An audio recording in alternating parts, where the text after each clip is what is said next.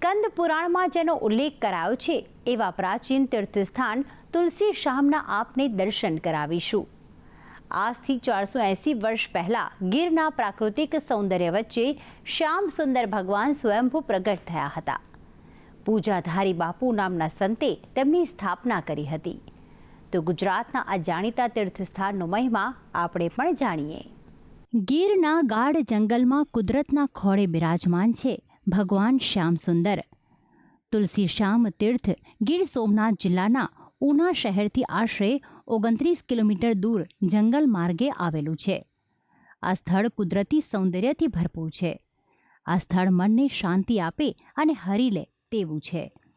અહીં પૌરાણિક તુલસી શ્યામ મંદિર આવેલું છે, જ્યાં ભગવાન શ્રી કૃષ્ણની સાથે રિસાયેલ રૂક્ષ્મણીજીનું મંદિર પણ આવેલું છે। સ્વયંભૂ છે, આ પ્રગટ થયેલા છે અને શ્યામ ભગવાન 4 ભુજા છે। આખું સૌરાષ્ટ્ર કચ્છ ભુજ બધી પબ્લિક જાત્રાની આવે છે। અન્નક્ષેત્ર શરૂ છે, ગમે એટલું માણસ હોય તો હરિહર ભોજન શરૂ સીતારામ બાપુનું અન્નક્ષેત્ર ચાલે છે। અખિલ બ્રહ્માંડના દેવ શ્યામ સુંદર ભગવાન અહીંયા બિરાજે છે, જેની 350 વર્ષ પહેલાં જેની સ્થાપના થઈ ગયેલી છે અને જેનો સ્કંદ પુરાણમાં ઉલ્લેખ પણ છે અને લોકો જાણે છે।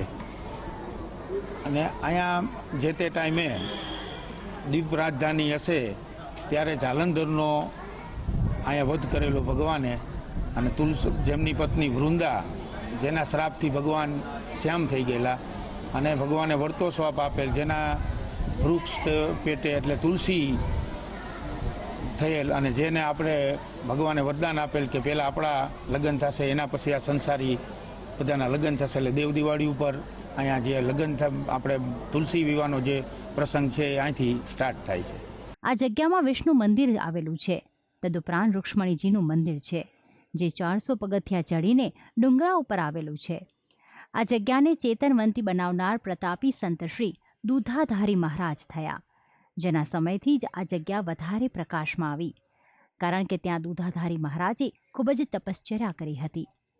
જે દરમિયાન ભગવાને સ્વપ્નમાં આવીને દર્શન આપીને મહારાજને કહ્યું કે મારી આ જગ્યાએ ખંડિત મૂર્તિને તું પુનઃ પ્રતિષ્ઠા કરજે, જેથી બીજા માણસોને બોલાવીને ત્યાં ખોદકામ ચાલુ કરાવાયું હતું। તેમાંથી નીકળેલ મૂર્તિ માટે જુગલ રાયચંદ નામના ભક્ત દ્વારા આ મંદિર બનાવી આપવામાં આવ્યું હતું। મંદિર સાથે ગરમ પાણીના કુંડ પણ બાંધવામાં આવ્યા, જે આજે પણ છે। તો ગૌશાળા, અતિથિગૃહ, ધર્મશાળા અને અન્નક્ષેત્ર પણ ત્યાં આવેલા છે। અહીંયા ગરમ પાણીના કુંડ છે, એ સિવાય એકદમ નેચરલ વાતાવરણ છે। અહીંયા પ્રવાસીઓ અને રસ્તાની અંદર જંગલની અંદર હરણ છે, મોર છે, વાંદરા છે, કોઈ વખત ભાગમાં હોય તો સિંહ દીપડા પણ જોવા મળી જાય। તુલસી શ્યામની ચારે બાજુ ગીરનું જંગલ હોવાથી આજુબાજુ કોઈ ગામ નથી। જાળીમાં માલધારીઓ પોતાના પશુઓ સાથે નેસડા બાંધીને રહે છે। અહીં ભાદરવા સુદ 11 જળ ઝૂલણીના પર્વે મોટો મેળો ભરાય છે। દૂર દૂરથી લોકો બહોળી સંખ્યામાં આવીને શ્યામજી મહારાજના દર્શન માટે ઉમટી પડે છે। રાજ્યનું એક મહત્વનું યાત્રાધામ છે। ચોતરફ લીલાછમ વનરાઈઓ ધરાવતા આ પવિત્ર ધામનું પ્રાકૃતિક સૌંદર્ય મન મોહી લે તેવું છે। હજારો પક્ષીઓનો કલબલાટ અને હરણાઓની ઉછળકૂદ અહીં નિહાળવા મળે છે। ભક્તિ સંદેશ ન્યૂઝ।